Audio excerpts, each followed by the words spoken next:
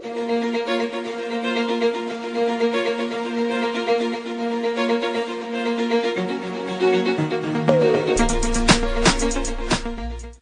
evening. I am Kamal Smith. And I am Kerem Reed. Coming up in the news this evening are Prime Minister injured on campaign trail, Bomb scare at school, 10 most wanted list released, deadly vehicle collision claims 3.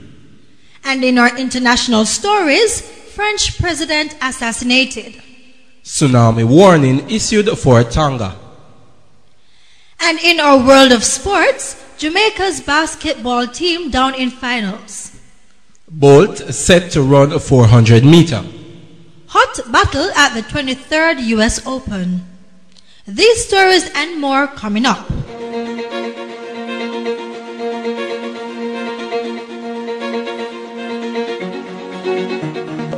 In this evening's burning issues, we ask, should mothers be held responsible for boys who become criminals?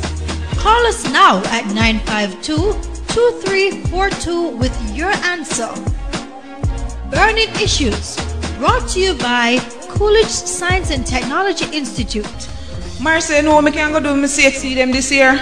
Jerry, you never hear about Coolidge Science and Technology Institute at 24 Barnett Street? No, sir.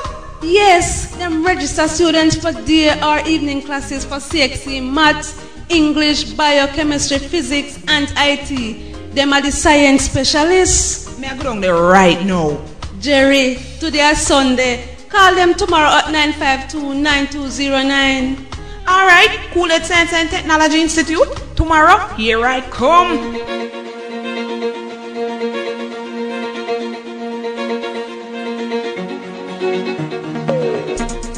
Prime Minister, the Right Honorable Bruce Golding, received minor injuries on the West Portland campaign trail last night in Portland.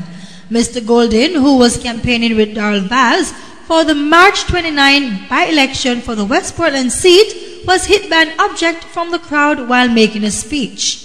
A report reaching our newsroom was that Mr. Golding lost his balance and fell from the stage, crashing into party supporters.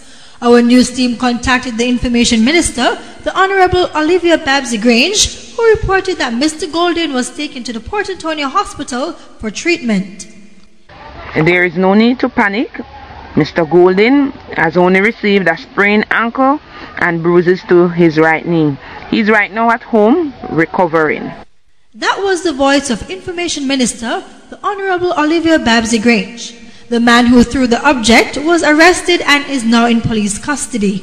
The man was said to be of an unsound mind. The Mount Alvernia High School in Montego Bay, St. James, received threats today of a bomb planted on the school campus. In an effort to save lives, the principal, Mrs. Tracy Cherian, ordered that both staff members and students immediately evacuated the premises. It was reported that at 1 p.m. this afternoon, the school office received an anonymous call stating that an explosive was in the bathroom of the 7th to 9th grade block, which would explode at approximately 1:05 p.m. The Montego Bay Freeport Police was summoned to the scene. An inspection carried out by the police, along with 3 specially trained dogs, revealed that there was no findings of explosives on the school's premises. Chief Superintendent of the Freeport Police Station, Mr. Paul Maxwell, told Coolidge Radio that the horrendous act by idlers should not be tolerated. Mrs. Cherian said that classes were dismissed early today because students were traumatized by the incident. The Freeport Police are still investigating. Commissioner of Police Audley Lewin releases a list of the 10 most wanted men in the island during a press conference this morning at the police headquarters in Twickenham Park, St. Catherine. 3 hails from the parish of St. James. They are 36-year-old Anthony Mackenzie, otherwise known as Duppy, who is said to be the leader of the Deadly Stone Crusher gang based in St. James and is wanted for a triple murder. 23-year-old Roy Reed, also called Reedy, who frequents the community of Flanker. Roy has a scar from his right ear down to his mouth, and a 16-year-old boy known only as Boss, who is about 4 feet 2 inches tall. From Clarendon, 19-year-old Conroy Smith, also called Rudy, who sports braided hair and is of light brown complexion. 15-year-old Mike Benson, whose last known address is Maypen, and 24-year-old Harris Sutherland, also called Shutter. Harris' left hand is tattooed with the word Shutter. Andre Lewis are identical twins with patches of hair on their left jaw. They are also called Biggie and Little B and are of Indian descent. They are from St. Andrew. David Brown, also known as Don Juan, whose right eye is missing, and a man only known as Rude Boy, whose left thumb is cut off, are from the parish of St. Thomas and St. Elizabeth, respectively. If any of these men are seen, residents are asked to be extra careful, as all 10 men are being classified as armed and dangerous. They are asked to call the nearest police station or 119.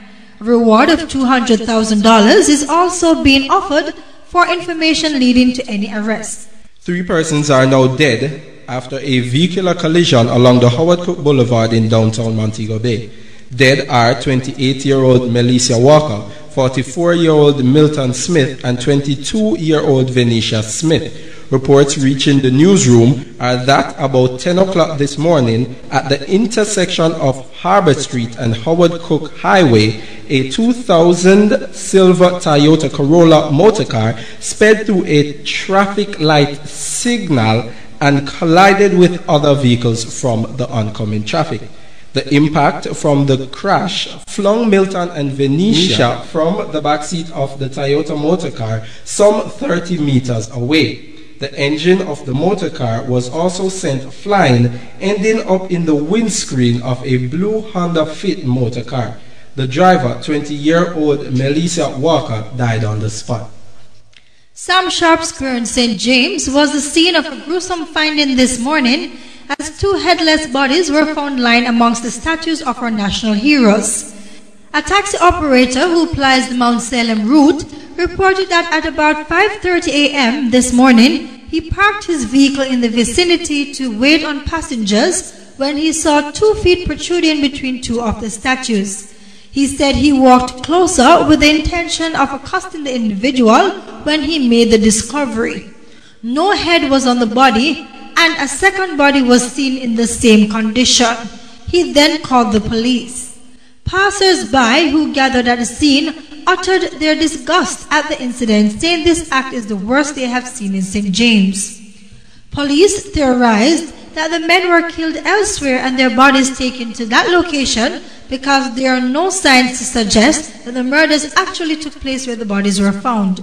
Superintendent of Police in charge of St. James, Stephen McGregor, told our newsroom that the bodies of the 2 men have not been identified, but a thorough investigation is underway.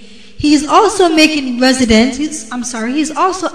residents who have persons missing to report to the station as soon as possible so they can try to identify the bodies.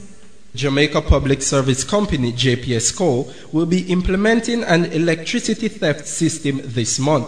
The system, designed by the Japanese company Sonic at a cost of $14 billion, will be used to detect when illegal electrical lines are connected to the JPS power lines. It will automatically cause shortage in power supply until power goes out for those persons stealing electricity. The company, which has lost millions to electrical theft, will be integrating the system to keep the company functional and financially stable. A report released by JPS revealed that there is a high percentage of electricity theft in garrisons and squatter settlements across the island. The president told our reporter that the system will be first implemented in the corporate area. This means that the persons and commercial entities stealing electricity will not be bypassed. In an effort not to implement a hike on our rates, we have to ensure that we implement an effective measure to stop electricity theft. This is a crime Miss Claudette Ribbons, mother of the child, reported that she and Misha were in their backyard where she left her plane and went to the kitchen. Upon her return, she heard Misha screaming and saw a stray dog ripping the limbs and flesh of her child. She was rushed to the Black River Hospital where she was pronounced dead. The parents of Misha Gray said that this was the worst thing that could have happened to them as they witnessed the life of their daughter being sucked away by a vicious animal. They said they do not know if they will ever recover from the tragedy. Other residents and friends of the family said that the 2-year-old girl was always smiling, energetic, and lovable. Tourism Minister Ed Bartlett told a news conference this morning that a way has to be found to ensure that the cruise shipping industry pays over the funds to the Tourism Enhancement Foundation, TEF. The statement from the minister comes against the background of the revelations by hotelier John Issa this week that close to $1 billion for the TEF has not been collected from the cruise shipping industry. The TEF is funded by a fee of US $10 for each airline passenger and US $2 for each cruise ship passenger. Mr. Bartlett told this morning's press conference that the TEF account has just been received from the auditors. He said the accounts of the TEF will be tabled in Parliament in time for his presentation in the budget debate. A 14-year-old girl is now behind bars after allegedly shooting her boyfriend to death. Dead is 17-year-old Vince Layla, a student of the Wilmington High School in Kingston, whilst charged is 14-year-old Tamika Smith. Smith, a student at the Spencer High School for Girls, was taken into custody today. According to family members, it is alleged that the two had an argument 3 days before, where Layla had threatened to kill Smith after witnessing her speaking to another young man. 18-year-old Natasha Powell of Crescent Avenue, Kingston, has gone missing. Powell was last seen at Hopewell Street clad in a blue jeans, green t-shirt and green slippers. She is 5 feet 2 inches tall with a mole at her right cheek and of dark complexion. Marsha Wallace, mother of Powell, reported that she left home to visit her grandmother in Brooksville, Kingston 3 on Sunday. When she did not return home, the matter was reported to the Springvale Police Station, Kingston. Anyone knowing the whereabouts of Natasha Powell is being asked to contact the Springvale Police Station at 966-2102 or the nearest police station. French President Jacques Rueff was assassinated this afternoon while visiting the Ellen Cozart Museum in Paris. The president, who was recently inaugurated and became the first Islamic leader, was invited to attend the Chalice fundraising art sale in aid of children suffering from HIV/AIDS. It was reported that a man believed to be of Muslim background offered the president a drink, then shot him and killed himself. The French media are reporting that the incident was a setup. Meanwhile, the French police are carrying out their investigations. A 24-year-old Caucasian male of West Palm Beach, Florida, in the United States, has killed 30 people, including 5 children.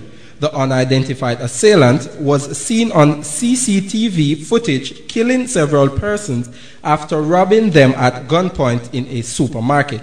The West Palm police were informed and made several roadblocks in the state in an attempt to catch the culprit. The unidentified assailant, who has devised his plans so accurately, managed to escape from the lawmen and is still on the run. A 30-year-old British man threw himself in front of an incoming train at the Seven Sisters Underground train station in North London. The suicide victim, identified as Tim Ball, was allegedly intoxicated with alcohol. His body was thrown 6 miles from the scene by the speeding train. He died on the spot. A tsunami warning has been issued for the South Pacific after a 7.9 magnitude earthquake was registered about 130 miles southeast of Tonga. Monitors of the United States National Weather Service said they are uncertain if a tsunami has been generated, but the size of the quake made it possible. The United States Geological Survey was quoted as saying that the quake struck at a depth of 6.2 miles. The earthquake has left thousands of persons dead, including tourists. Meanwhile, others that have been rescued from the rubble are clinging onto life at the island's largest hospital. It was the second time in the year the developing tourist destination was hit by an earthquake. That was the news in details. Stay tuned for sports.